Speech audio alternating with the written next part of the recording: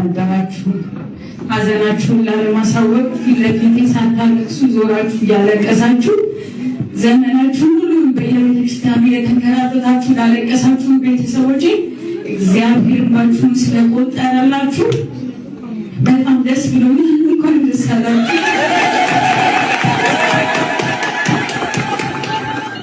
የባለቤቴ እናት እህቶች ሁላችሁ ጥሩ ስለሆናችሁልኝ አንድ ቀን ኮምፕሌት ስላላደረጋችሁ 11 ዓመት አልወለደችም የልጄ ሚስት ብላችሁ ፊታችሁን ስላላጠቆራችሁ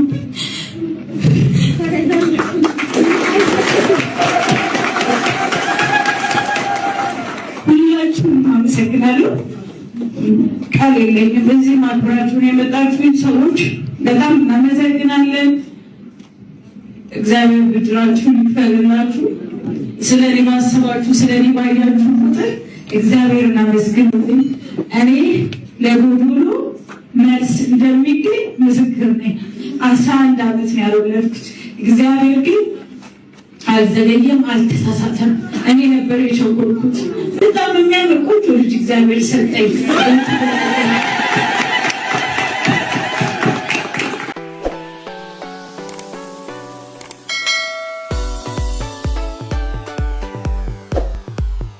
በተለያዩ ሙያ ውስጥ ሆነው እንደየሙያቸው ሀገራቸውን እያገለገሉ ይገኛሉ። ወዲህ በስፖርቱ ወዲያ ደግሞ በሙዚቃው መስክ እልፍ ሲልም በትወና መስክ እንደየመሰጠታቸው በትውልዱ መካከል የየራሳቸውን አሻራ እያኖሩ ያሉ ግለሰቦች ናቸው የዛሬ ባለ ታሪኮቻችን። ሁሉንም ሀገር እንደ ስራ ድርሻቸው ታከብራቸዋለች። እንዲህ ያሉ ዜጎች ደስ ሲላቸው ሀገርም ደስ ይላታል። ሰሞኑን በዚህ የማህበራዊ ሚዲያ መንደር ትዳራቸው በልጅ ተባርኮ ደስታቸው እጥፍ ድርብ ሆኖላቸው ቤታቸው በብዙ ደስታና በብዙ ፍቅር ስለሞላላቸው ታዋቂ ኢትዮጵያውያን ሰዎች ልንነግራቸው ወደን ነው።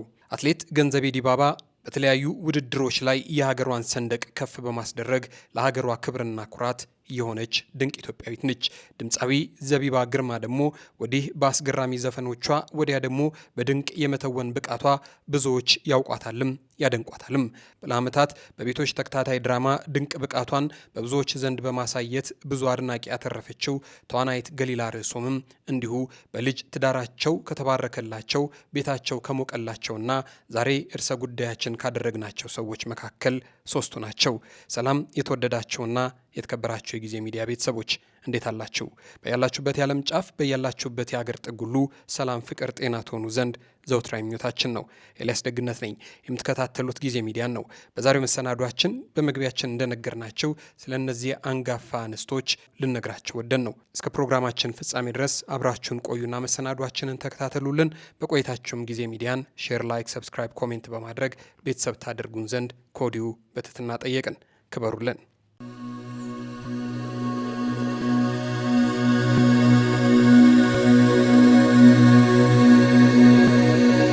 ይህ የዲባባ የተባለ ቤተሰብ እንዴት ያለ ቤተሰብ ነው?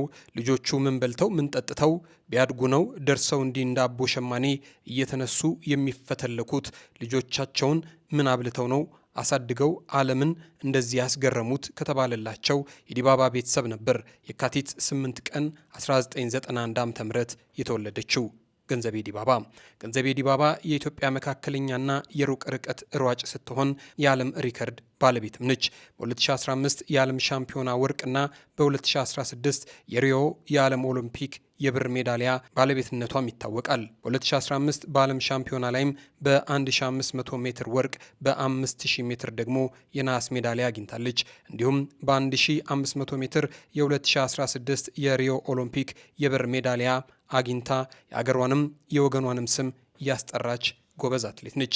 ገንዘቤ የአራት የዓለም ሪከርድ ባለቤት ስትሆን በ1500 ሜትር በ2015 በ3000 ሜትር ደግሞ በ2014 በ5000 ሜትር ደግሞ በ2015 እና በ1500 ሜትር ውድድር ተደራራቢ ድሎችን በማስመዝገብ ድንቅ ብቃቷን ያስመዘገበች አትሌት ነች።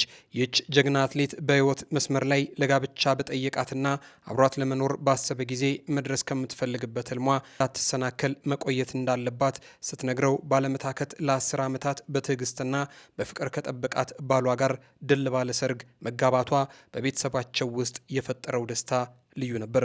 ገንዘቤ ዲባባ ደግሞ ፈጣሪ ፈቅዶ በልጅ ተባርካ ትዳሯ የመድመቁ ነገር እንደ አትሌት ለሚወዷትም ሆነ በቤተሰቦቿ ዘንድ የፈጠረው ስሜት እንዲህ ነው የማይባል ትልቅ ደስታ ነው። የዓለም ክብረ ወሰን ባለቤቷ አትሌት ገንዘቤ ዲባባ የመጀመሪያዋን ወንድ ልጇን በሰላም ተገላግላለች።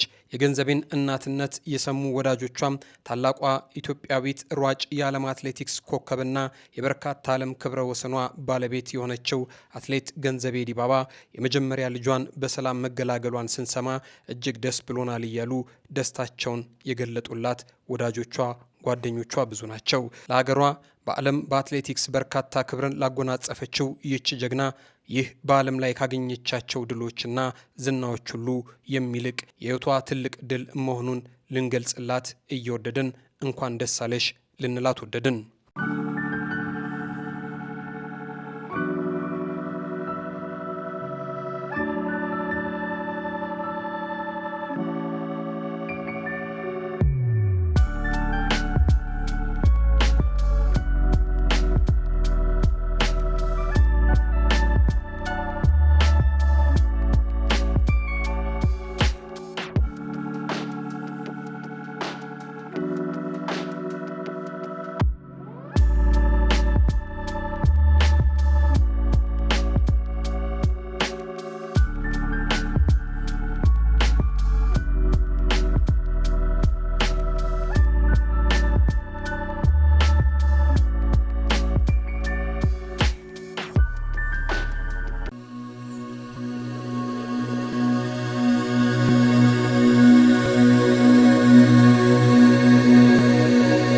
ሌላኛዋ የዛሬ ጉዳያችን ተዋናይት ገሊላ ርዕሶም ነች። ገሊላ በኢትዮጵያ ቴሌቪዥን ሲተላለፍ በነበረው ቤቶች ድራማ ላይ እጅግ ድንቅ የመተወን ብቃቷን በማሳየት በብዙዎች ዘንድ የማትረሳ ተዋናይ ሆና ለመክረም አስችሏታል። አርቲስት ገሊላ በከተማችን የሞባይል ስልክ በተለይ ደግሞ የአይፎን ስልኮች ሲበላሹ ሁነኛ መፍትሄው ዮናስ ሞባይል ነው እየተባለ ስሙ ከሞባይል ስልኮች ጋር በስፋት ከሚነሳው ከዮናስ ሞባይል ባለቤት ከአቶ ዮናስ ጋር ወደው ፈቅደው በፍቅር ተፋቅደው ትዳር መስርተው መኖር ከጀመሩ በኋላ እጅግ አስቸጋሪና በጣም አስጨናቂ ወቅቶችን አሳልፈዋል። አርቲስት ገሊላ ርዕሶም በትዳር ይሁነኝ ብላ መኖር ከጀመረች በኋላ ግን ሕይወት እንዳሰበችው አልጠበቀቻትም ነበር። ትዳር በልጅ ካልተባረከ የቤቱ ምሰሶ ሊናጋ የሚችልባቸው ብዙ አጋጣሚዎች እንደሚፈጠሩ የምትናገረው ገሊላ በትዳር እያለች ያለ ልጅ ለተከታታይ 11 ዓመታትን ከአምላኳ ጋር ስትሟገት መጠብቋን ትገልጻለች። ገሊላ ከ11 ዓመታት ከፍተኛ ትዕግስት በኋላ ከወር በፊት ልክ በአዲስ ዓመት ወንድ ልጇን በሰላም መገላገሏ ሲሰማ ያልተደሰተላት ያላለቀሰላት ሰው አልነበረም። ገሊላ እንዲህ ካለ ተስፋ አስቆራጭ ቆይታ በኋላ የልጅ እናት መሆኗን ስትገልጽ እንዲህ ትላለች። በሕይወታችን ትልቁ ስጦታ ነው። ምን ብለን ስም እንደምንሰጠው ራሱ አላውቅም። ለልጄ በጣም ብዙ ስሞች ናቸው ይወጡለት። በሆነልን በተደረገልን ነገር ሁሉ ደስተኞች ነን። ፈጣሪ ክብሩን ይውሰድ። እኔ ስም ማውጣት ሁሉ አልቻልኩም። ያብስራ ያሉት ብዙ ናቸው። እጅግ በመወዳትና ስትሞት ስሜን እየጠራች በሞተችው ስሟን እጄ ላይ በተነቀስኩላት በእህቴ በቤተ ማርያምም ስም ሁሉ ይጠራ ያሉ ብዙ ናቸው ስትል የተሰማትን ደስታ ትገልጻለች። 11 ዓመታት ፈታኝ ቆይታ በኋላ በታምር ያገኙትን ልጅ ክርስትና ብዙ ወዳጅ ዘመዶች፣ ጓደኞች በተገኙበት ድል ባለ ክርስትና እንዲህ አክብረውታል። ገሊላንም ዮናስንም እንኳን ደስ አላችሁ፣ ደግማችሁ ውለዱ ልንላቸው ወደድን።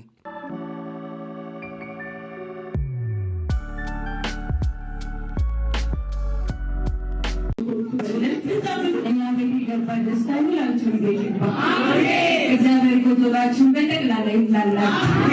ዘመን ያለፈበት ጥያቄያችሁ እግዚአብሔር ይመልስላል።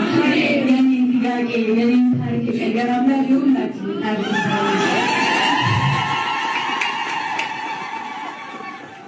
ብዙ ነገር ግን ማመስገን ያለብኝ ሰዎች አሉ።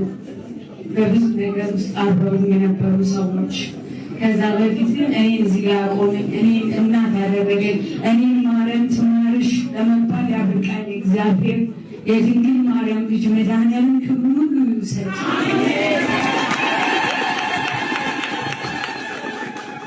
ለአብርሃም ስላሴዎች እነሱ ክብሩን ይውሰዱ። ጥያቄ የመለሱ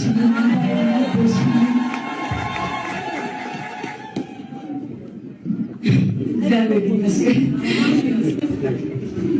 በመጀመሪያ ባለቤቴን አመሰግናለሁ።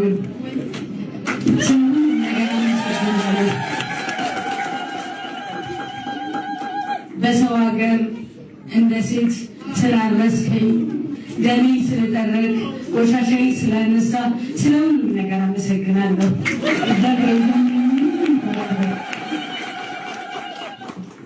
ከዛ በመቀጠል በሰው ሀገር እናት አባት ሆኖ ካሉበት ሀገር ድረስ መጥተው ያረሱኝ፣ ያገላበጡኝ የልጄ ክርስትና አባት ገብረ እግዚአብሔርና ወርቄ እኔ ቃል የለኝም ስለእናንተ ለመግለጽ።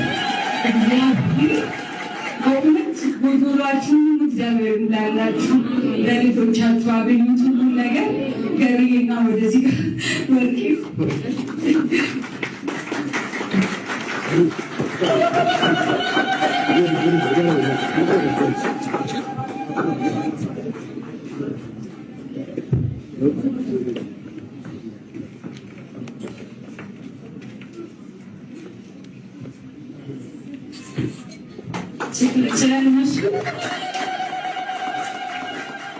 ስለነሱ ለመግለጽ ቃላት የለኝም። በቃ ሁላችሁም አመስግኑልኝ።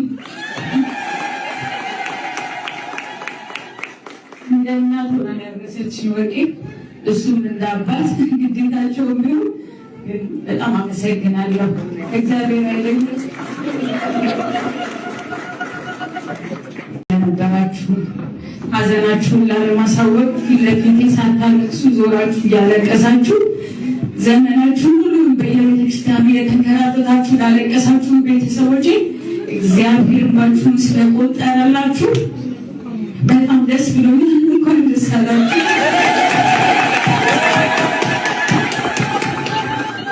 የባለቤቴ እናት እህቶች ሁላችሁም ጥሩ ስለሆናችሁልኝ፣ አንድ ቀን ኮምፕሌት ስላላደረጋችሁ፣ 11 ዓመት አልወለደችም የልጄ ሚስት ብላችሁ ፊታችሁን ስላላጠቆራችሁ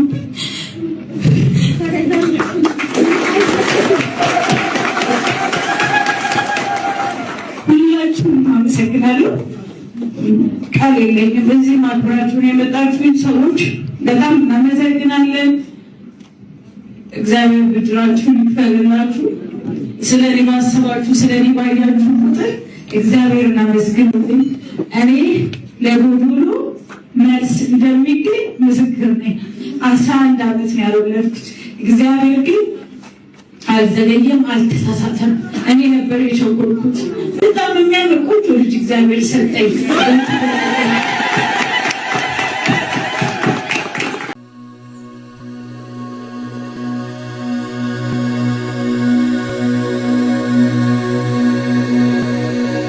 ሌላኛዋ በልጅ በትዳር የተባረከችው ድምፃዊት ዘቢባ ግርማ ሌላኛዋ በልጅ በትዳር የተባረከችው የዛሬ ባለታሪካችን ነች። ቤቷ ደስታ የሞላው አርቲስት እንደሆነች የሚነገርላት የኪነ ጥበብ ሰው ነች።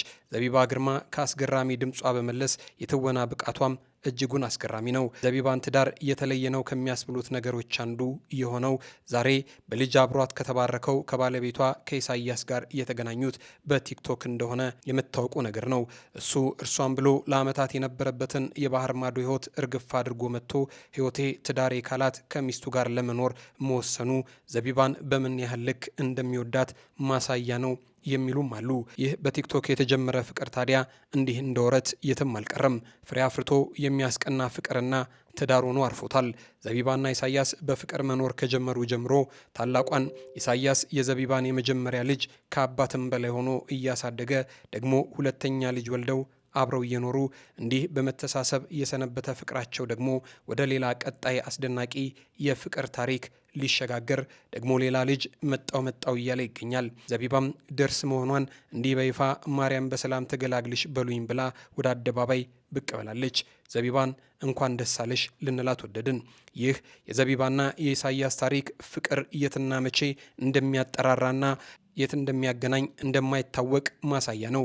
የሚገርመው ነገር በቲክቶክ ዓለም የተጀመረው ይህ ፍቅራቸው ዛሬ ይህንን የመሰለ አስደሳች ምዕራፍ ላይ ይዟቸው ደርሷል። ተወዳጇ ድምፃዊ ዘቢባ ግርማና የልቧ ንጉስ ኢሳያስ ወይም ደግሞ በሷ አጠራር ኢሱ ሁለተኛ ልጃቸውን በጉጉትና በፈጣሪ ጸጋ ጠብቀው ለመቀበል ተዘጋጅተዋል። የመጀመሪያ ልጃቸው ላይ የጨመረው አዲስ ሕይወት በደስታና በሙቀት ተሞልቷል። ይህ ፍቅር መኖሩን የሚያረጋግጥና ተስፋ የሚሰጥ ታሪክ ነው። ለዘቢባና ለኢሱ በሙሉ ልብ እንኳን ደስ አላቸው ልንላቸው እንፈልጋለን ይላሉ ወዳጆቻቸው። እኛም ደስታቸው እንኳን እጥፍ ድርብ ሆነ፣ አሁንም ውለዱ ክበዱ ልንላቸው ወደድን።